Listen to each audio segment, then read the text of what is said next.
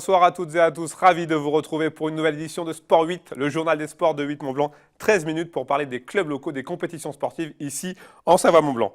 Et ce soir, je reçois un habitué de Sport 8, Ludovic Valentin. Vous êtes l'organisateur de Alpsman. On va parler avec vous de cette deuxième édition du triathlon de l'extrême, dont la deuxième édition donc, a lieu ce week-end tout autour du lac d'Annecy. Ludovic, j'imagine que si vous repartez pour un tour, c'est que vous avez été pleinement satisfait de la première édition l'année dernière. Bonsoir, oui, une belle édition, pas mal de satisfaction et beaucoup d'émotions. Et donc c'est vrai qu'on part pour cette deuxième édition et bien d'autres, on l'espère. Alors, pas mal de nouveautés pour ce cru 2017. Déjà la date, l'an dernier, la compétition avait eu lieu au mois d'octobre, début octobre. Là, on est début juin. Pourquoi ce choix d'avoir avancé la compétition de 4 mois ? Pour la luminosité surtout, pour la longueur de la journée. On était 1er octobre, là, mi-juin, donc beaucoup plus de luminosité, des jours beaucoup plus longs. Avec plus un aspect pratique. Ouais, plus un aspect pratique et sympa aussi pour la météo. Parce qu'on est plus certain d'avoir une météo à peu près potable, on va dire, par rapport au mois d'octobre. Alors, 2 jours de compétition, le samedi 10 juin, Alpsman avec un parcours et une distance Ironman. Donc, vous pouvez nous expliquer un petit peu ? Voilà, 3,8 km de natation avec un départ au centre du lac, depuis le Libellule où on va aller au milieu du lac d'Annecy. Donc 3,8 km de natation, ensuite 183 km de vélo, 5 cols, 4300 mètres de dénivelé positif. Une grosse étape du Tour de France. Voilà, une grosse étape du Tour de France en elle-même déjà. Donc le Semnoz, le col de Plan-Palais, col des Prés, etc. Donc grosse étape du Tour de France. Et on finit par un marathon. Et voilà, et après il faut enchaîner par un marathon et qui n'est pas commun non plus parce que 25 km à plat autour du lac. Et pour ceux qui auront la chance de passer avant 17h30 au 25e kilomètre de course à pied, ils vont finir leur marathon au sommet du Semnoz, où là il restera 1200 mètres de positif à gravir pour aller voir cette arrivée tout là-haut au sommet du Semnoz. Donc ça veut dire que ce sont que les meilleurs qui pourront arriver au Semnoz. Voilà, ceux qui arrivent à passer le cut, on va dire, avant 17h30, donc 12 heures de course pour ce 25e kilomètre de course à pied. Et donc le dimanche 11 juin, le lendemain, une nouveauté avec Alpsman Experience. Qu'est-ce que c'est ? Alors l'expérience, l'objectif c'est de démocratiser un petit peu l'Alpsman et de faire goûter, on va dire, cet Alpsman au plus grand nombre de participants et de sportifs, avec 3 épreuves différentes et distinctes. Une traversée du lac, 1,9 km, on va traverser le lac depuis Menton à Saint-Joriot. Dont le départ sera à 7h, avec un départ en bateau aussi. On voulait mettre un petit ingrédient de l'Alpsman dans cette expérience. Donc un départ en bateau. Après, à 8h, on aura le départ du trail qui, lui, va monter au Semnoz. Donc là, c'est les 16 km de la boucle à pied finale de la veille. Donc Saint-Joriot, le Semnoz. Et puis à 9h, on aura le départ du vélo, où là, on aura les 30 km initiaux du parcours vélo de la veille. Donc Saint-Joriot, Semnoz aussi, pour cette grimpée cycliste aussi. Donc 3 pour tous les goûts. Il y en a pour tous les goûts, et puis aussi pour les férus et amis, parce qu'on peut faire des équipes de 3, donc chacun fait son sport, et puis à la fin on cumule les 3 temps des 3 disciplines, et on a un classement par équipe.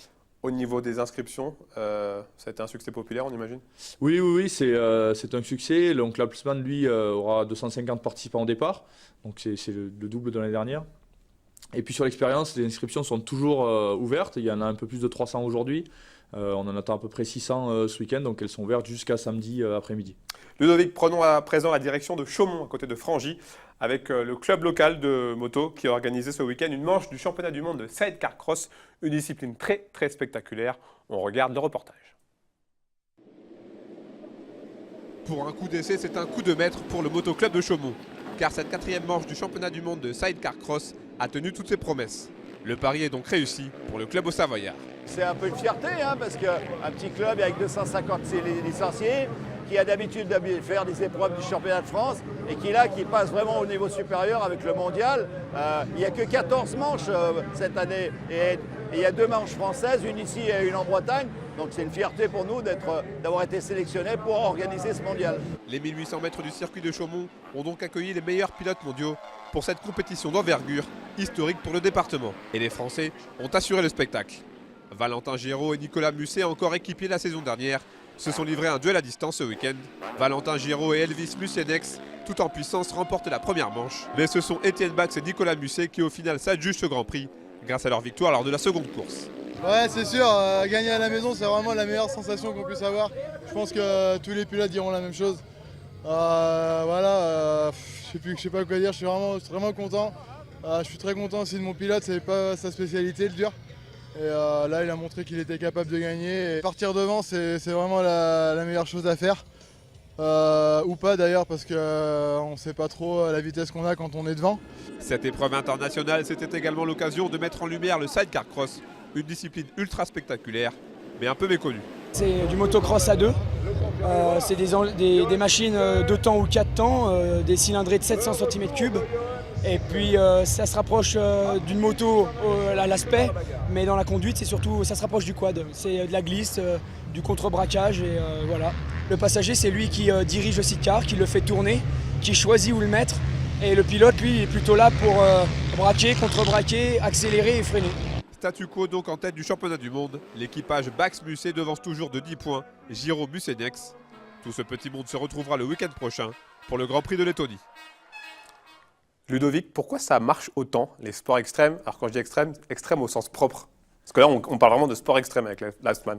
Ouais, c'est un petit peu la mode du dépassement de soi, d'aller plus loin, du toujours plus et du toujours plus haut et plus fort qui sont aujourd'hui à la mode dans le sport. Et voilà, ouais. Et puis bon, on est aussi dans une région qui permet cela avec de si beaux reliefs. Est-ce que Cédric Jacot, le tenant du titre, va remettre justement son titre en jeu ce samedi? Oui, il sera présent avec l'envie et le souhait d'aller aussi l'emporter comme l'année dernière. On imagine qu'il y a du beau monde de prévu. Il y a pas mal de beau monde, oui, effectivement, la concurrence sera rude, il aura du pain sur la planche comme on dit pour aller l'emporter, mais c'est vrai que sur une telle épreuve, les pronostics sont complexes parce qu'on ne sait jamais ce qui va se passer, c'est tellement long. On n'est jamais à l'abri d'une défaillance notamment. Voilà, en fait tout le monde a même une défaillance dans la journée, mais quand elle va arriver et comment elle va passer, c'est là la question. C'est plutôt normal qu'ils aient une défaillance. Oui. Est-ce que par rapport à l'an dernier, les parcours ont changé? Non, les parcours sont les mêmes. Les parcours sont les mêmes, juste la course à pied, vu qu'on a un petit peu déplacé le site de l'épreuve au bord du lac, est un petit peu différente, mais les parcours en règle générale sont les mêmes. Vous attendez quoi justement de ce cru 2017? Vous l'avez dit tout à l'heure en début d'émission, beaucoup d'émotions, il y a eu aussi de la performance. Qu'est-ce que vous attendez de cette nouvelle édition 2017? Encore plus d'émotions, on va dire, avec une météo qui s'annonce un peu plus clémente que l'année dernière, donc une belle épreuve et vraiment implanter cette épreuve-là comme l'épreuve extrême dans les Alpes en triathlon pour vraiment devenir une épreuve pérenne et durable au bord du lac. Après la première édition l'an dernier, les retours avaient été très très bons. Oui, des retours excellents. Il suffisait de se balader sur les réseaux sociaux pour le voir, ça a été un succès. Voilà, oui, tout à fait, c'était excellent les retours à la fois des participants, de tous les organisateurs, des partenaires et autres. Les retours étaient excellents, donc on espère d'encore meilleurs retours et procurer autant d'émotions à encore plus de monde. Allez, un nouveau reportage avec décidément un week-end riche en compétition puisque Thonon-les-Bains accueillait une manche du championnat d'Europe de stand-up paddle. Olivia Boisson était sur place. Devenir champion d'Europe de stand-up paddle. C'est l'objectif que 80 sportifs s'apprêtent à se disputer. Mais avant un échauffement s'impose, l'objectif, relier Lausanne à Thonon-les-Bains le plus vite possible. Une grande première sur le Léman qui met en avant un sport qui se démocratise de plus en plus. On peut le pratiquer sur les mers, sur les lacs, on peut le pratiquer dans les rivières, on peut le pratiquer sur l'eau plate, on peut le pratiquer avec du vent et on peut surtout le pratiquer dans les vagues. Historiquement, ça a été créé pour surfer. C'est l'heure du départ. Les concurrents entament un parcours de 19 km au gré des vagues et du vent. À la clé, le titre de champion et une récompense de 5 000 €. En tête, Michael Booth, qui ne quittera plus sa première place. Il terminera la course en 1 heure, 39 minutes et 52 secondes. Je suis vraiment content, c'était une belle journée pour ramer. La compétition était très difficile et il faisait très chaud en plus. Je suis vraiment heureux d'avoir remporté cette compétition et je suis prêt à revenir l'année prochaine.